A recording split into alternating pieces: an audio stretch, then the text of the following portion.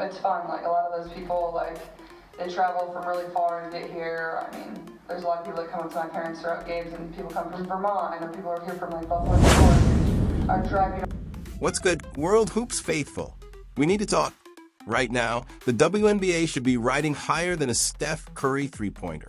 With Caitlin Clark setting viewership records and electrifying arenas, the league has finally captured mainstream attention.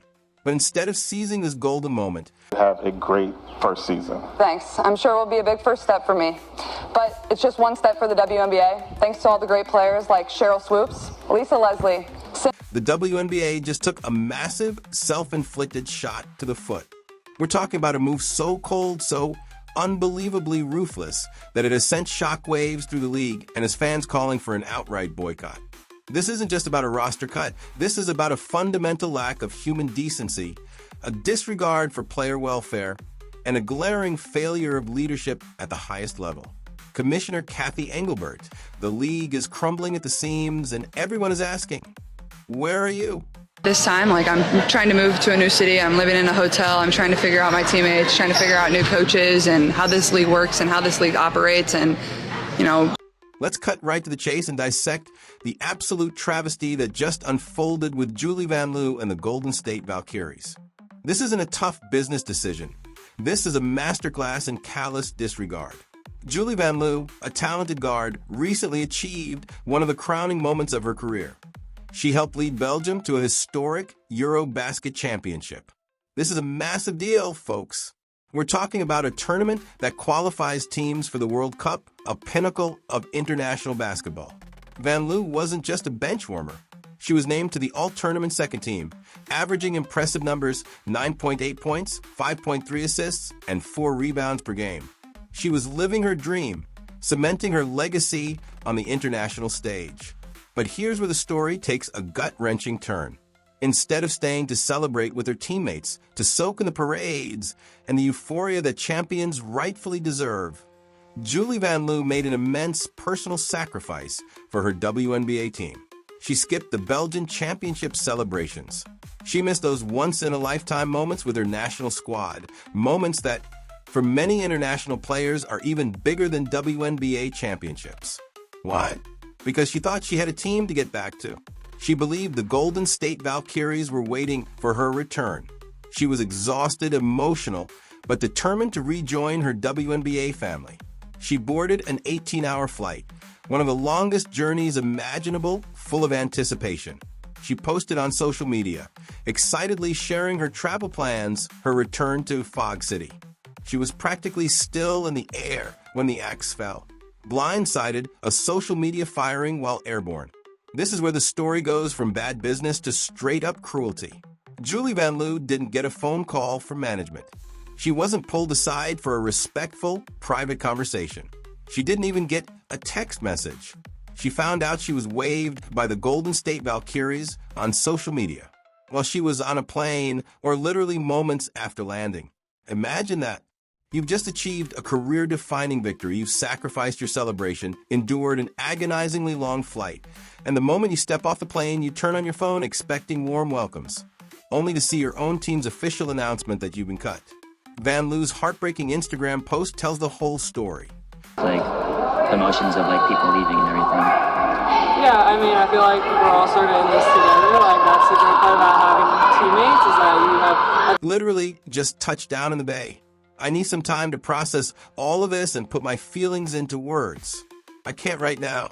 Those aren't the words of someone who saw this coming. Those are the desperate cries of someone whose world just collapsed, publicly and callously. She was still reeling from a championship high, probably still in her travel clothes, when her professional life was snatched away, not with a handshake, but with a hashtag. The visa excuse. A thin veil for heartlessness? Now, the Valkyries and their defenders might try to rationalize this egregious timing. Some online speculation suggests that the team waited until Vanloo was back stateside because cutting her while she was still in Europe would have jeopardized her work visa, potentially preventing her return to the U.S. and her ability to sign with another WNBA team.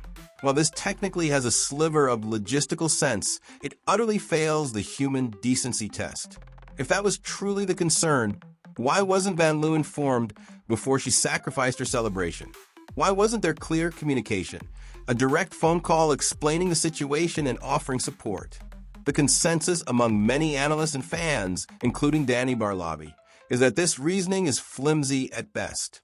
If a visa issue was truly imminent, it could have been handled with far more respect and transparency, even if it meant cutting her before she boarded the plane. The current handling has left an indelible stain on the Golden State Valkyries' reputation. Commissioner Kathy Engelbert's silence, a deafening absence of leadership. This entire debacle lands squarely at the feet of WNBA Commissioner Kathy Engelbert. This is the woman who, since 2019, has been lauded for guiding the WNBA into an era of unprecedented growth. Under her leadership, the league's revenue has reportedly doubled from $60 million to $120 million. She's been named one of Fortune's most powerful women. She's at the helm of a league finally basking in the glow of mainstream attention, largely thanks to the Caitlin Clark effect. But where was Commissioner Engelbert when Julie Vanloo was publicly humiliated?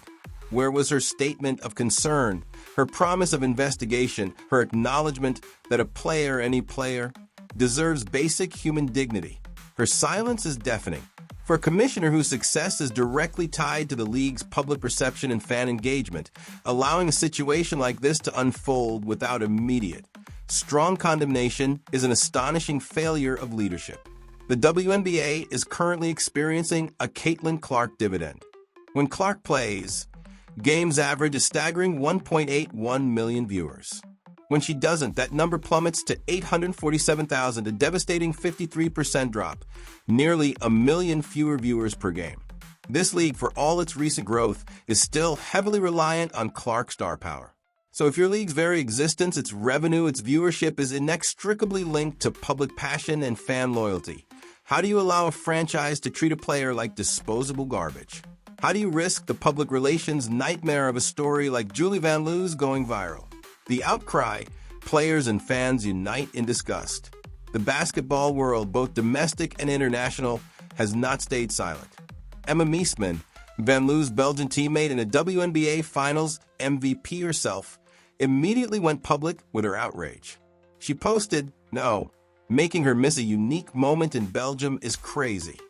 And you can bet that behind the scenes, her message to other players and agents is far more direct and damning. This incident could severely impact the WNBA's ability to attract and retain top international talent if players feel they won't be treated with respect. WNBA analyst Danny Barlavi didn't mince words. Simply put, you as an organization cannot allow this to happen. Vanloo skipped celebrating the Eurobasket Championship with Belgium to report to the Vox, only to be cut upon re-entering the country. She should have been home. She should have been with her teammates. So unacceptable. Fans have been even more vocal. Social media is ablaze with calls for boycotts, not just of the Golden State Valkyries, but of the entire WNBA. Comments like, "Julie Vanloo deserved better." TBH, any player that this has ever happened to deserves better. Being abruptly waived or traded is messed up are flooding timelines. Others are rightly pointing out that this kind of treatment is precisely why the WNBA struggled for so many years. It undermines the very culture of respect and professionalism that the league desperately needs to cultivate. Roster limits and CBA negotiations, no excuse for cruelty. The Valkyries and their apologists will point to roster limits. The WNBA currently allows only 12 players per team, compared to the NBA's 15. They'll argue that tough decisions have to be made, especially with players returning from overseas commitments like Eurobasket. The Golden State Valkyries needed to create 3 roster spots for returning players like Janelle Salon and Kiki Van Zant, in addition to Vanloo. They opted to keep rookie guard Caitlin Chun, who had been performing well in Vanloo's absence. While roster limits are a legitimate challenge in the WNBA, the timing and manner of Vanloo's release are inexcusable. Teams knew this situation was coming. They knew the Eurobasket schedule. They had months to plan and communicate respectfully. Instead, they chose the most cold-hearted approach, letting Vanloo make a profound personal sacrifice only to ambush her upon her return. This wasn't about the decision to cut her. It was about the utterly disrespectful and unprofessional way it was executed. It reflects poorly on the Golden State Valkyries organization and by extension on the entire league. This incident also comes at a critical time for the WNBA. The WNBA Players Association, WNBPA, opted out of their current collective bargaining agreement, CBA, in October 2024, meaning negotiations for a new deal are happening right now. Players are demanding better working conditions, higher salaries, and crucially more respect and professionalism from the league and its franchises. The Julie Vanloo situation is Exhibit A in why those demands are not just warranted, but desperately needed. It reinforces the perception that despite the booming popularity, players are still viewed as expendable assets rather than valued partners in the league's success. Commissioner Engelbert, who earns a reported $3 million annually and is seen as the architect of the WNBA's current financial boom, has a monumental choice to make. She can continue to hide behind the veil of business decisions and organizational autonomy, or she can step up and demonstrate real leadership. She needs to address this situation head-on, institute clear guidelines for player treatment during roster cuts, and ensure that no player ever again experiences the public humiliation Julie Vanloo endured. The WNBA has struggled for years to gain consistent public support. It finally has a golden goose in Caitlin Clark, a player who has single-handedly brought unprecedented viewership and attention. But that growth, if built on a foundation of disrespect and poor player treatment, is incredibly fragile. Stories like Julie Vanloo's chip away at the very trust and goodwill the league has worked so hard to build. Remember the controversies surrounding Caitlin Clark's rookie season, the hard fouls, the perceived targeting, and the fan outcry for better protection of their biggest star? The WNBA has a recurring problem of shooting itself in the foot just when things are going well. They have momentum, they have money, they have passionate fans. But if they continue to allow franchises to treat players like disposable commodities, hoping that Clark's brilliance will cover all their flaws, they are playing a dangerous game.